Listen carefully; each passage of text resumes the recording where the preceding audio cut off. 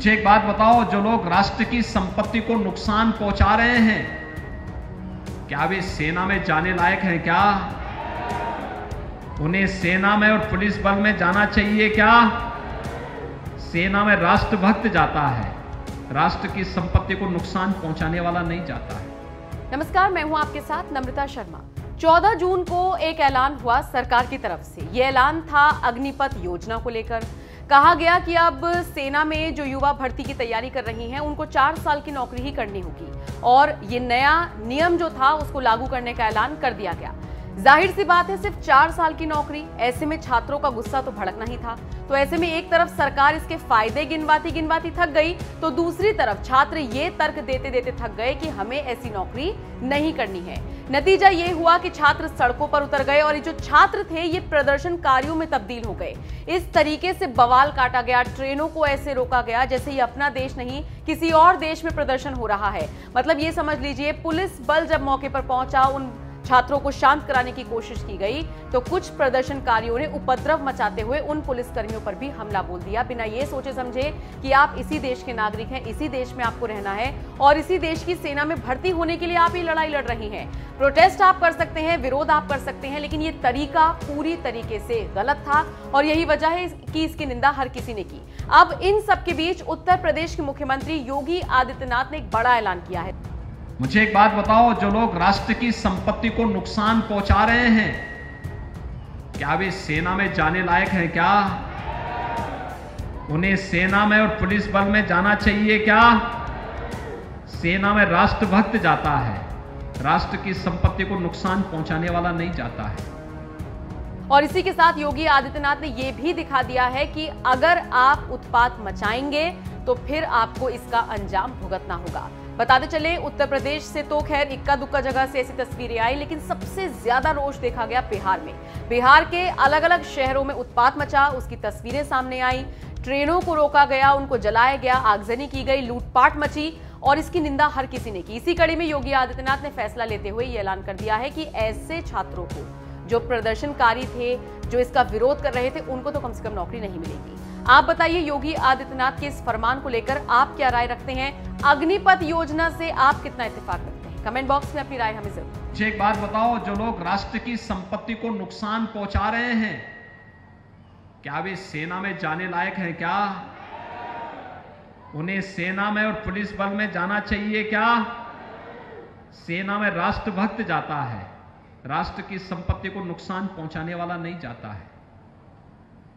लेकिन विपक्ष नौजवानों को गुमराह करने का काम कर रहा है और इसीलिए देश की जनता बार बार देश के नौजवानों के भविष्य के साथ खिलवाड़ करने वाले इन विपक्षी दलों को बार बार सबक सिखा रहा है।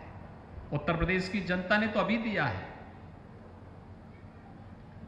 कांग्रेस केवल 2 सीट तक सीमित रह गई है। समाजवादी पार्टी भी धीरे धीरे करके अब सिकुड़ती जा रही है। लोकसभा चुनाव आते आते समाजवादी पार्टी की भी यही दुर्गति होने वाली है। और भाइयों बहनों, अन्य दलों का भी कोई पुरसा हाल नहीं। मेरी आप सबसे यही अपील है, भारतीय जनता पार्टी सुरक्षा और विकास के मुद्दे पर आपके साथ में है। डबल इंजन की सरकार आपके हितों के लिए कार्य कर रही है। उद्योग लगाने के लिए हो, नौजवानों के रोजगार के लिए हो, सुरक्षा के लिए हो, गरीबों के लिए आवास की सुविधा हो, या फिर गरीबों के लिए उज्ज्वला योजना का कनेक्शन हो, गरीबों के लिए राशन हो, नौजवानों के लिए रोजगार हो, या नौजवानों को स्मार्ट नौजवान बनाने के लिए 1-2 करोड़ नौजवान को टैबलेट और स्मार्टफोन देने की कार्रवाई, सरकार इसको मजबूती के साथ आगे बढ़ाने का काम कर रही है। हर नौजवान के उन्नयन के लिए सरकार काम कर रही है।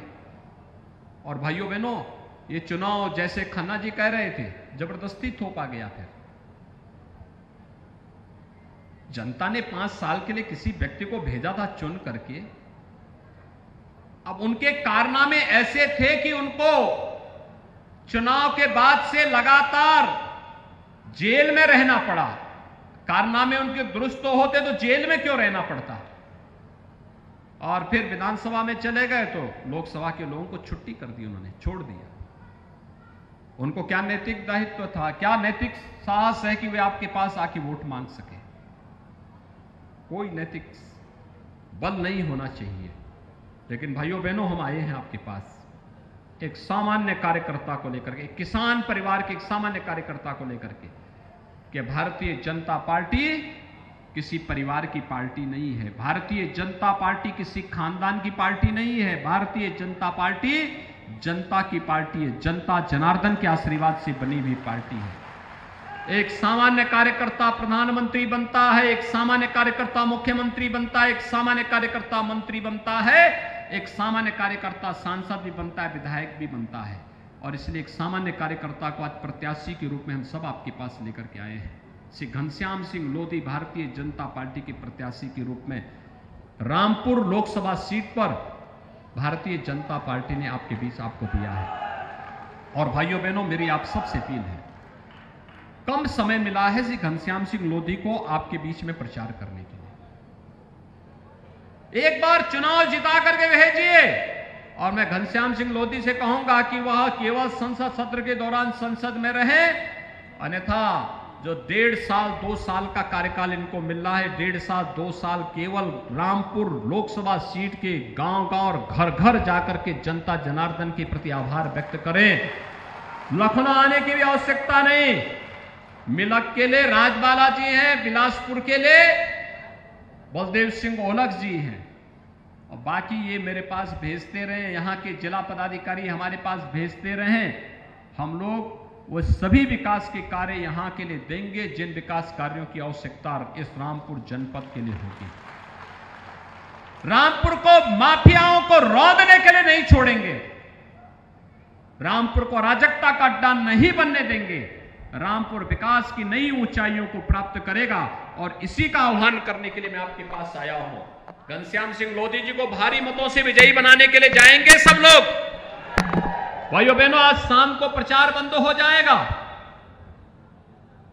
आज शाम अब से लेकर के परसों सुबह तक, मतदान प्रारंभ होने तक आपके पास घर घर जाने का अवसर प्राप्त होगा। कुल मिलाकर के 1.5 दिन भी नहीं है।